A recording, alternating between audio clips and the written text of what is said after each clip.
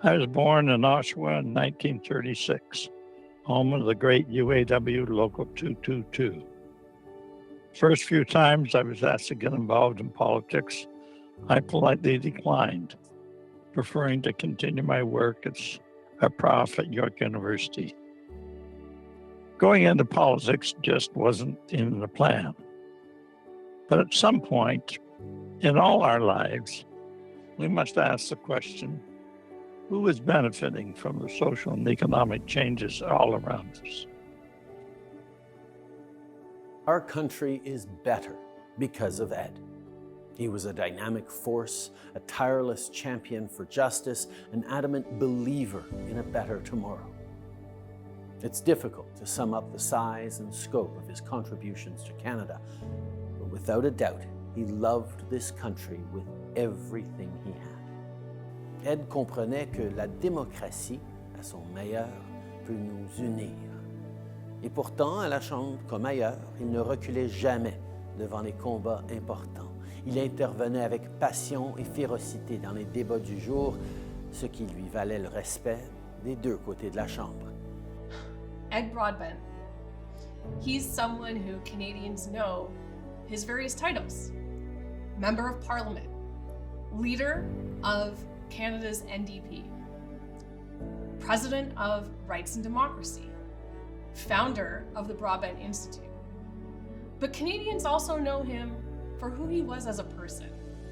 The working class kid from Oshawa turned academic, the university professor turned politician, and the politician turned into one of our country's leaders. Ed Broadbent was a giant of the Canadian political scene. And so I viewed him as a major contributor to Canadian unity, to Canadian public policy. And he was an extremely pleasant, delightful guy to know. That's the nature of his contribution. I consider him a great parliamentarian and a major contributor to Canadian progress during the decade or decade and a half we were together. In Parliament, he was always very civilized. He was never nasty.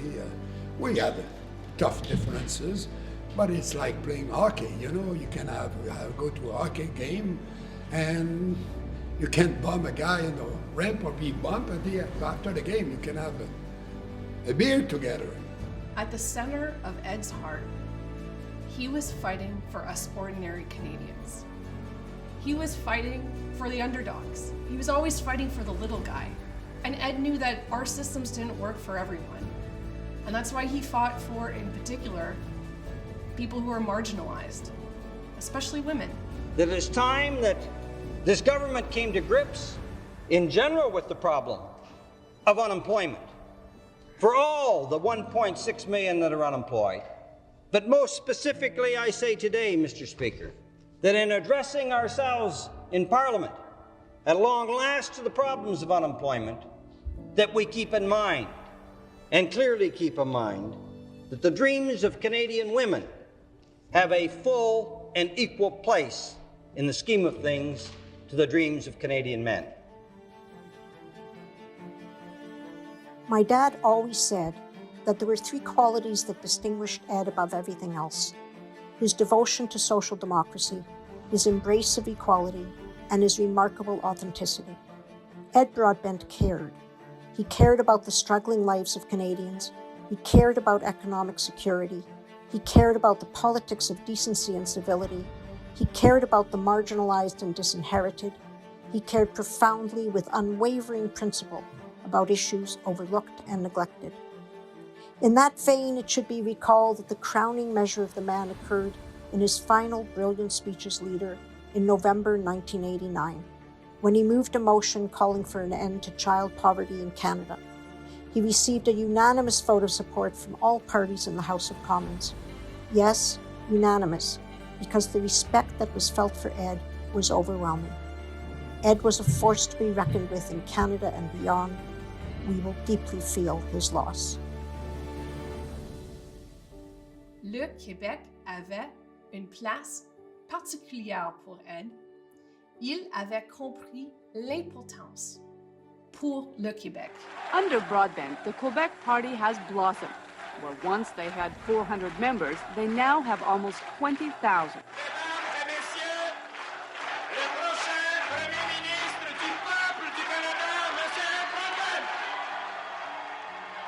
Ed's most significant contribution was his work on our country's constitution.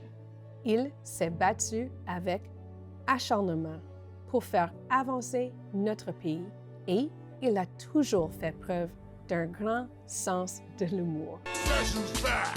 Ed's back. Guess who's back? Ed's back. Float like a butterfly, sting like a bee. It's time for voting. NDP. Still the conscience of the nation. The NDP train leaving the station.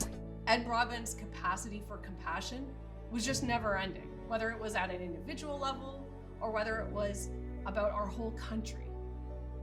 My love, give me an apple from a golden tree.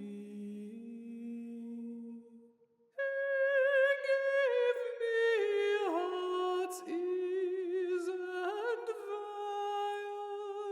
violets blue, and the love he gave me, I give to you.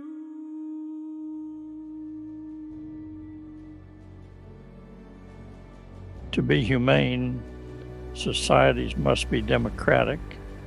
And to be democratic, every person must be afforded the economic and social rights necessary for their individual flourishing.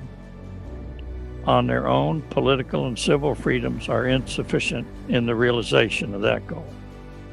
I believed in 1968, and I believe today, that political democracy is not enough.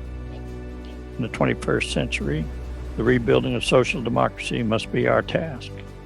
Social democracy alone offers the foundation upon which the lives of people everywhere can be made dignified, just, and exciting.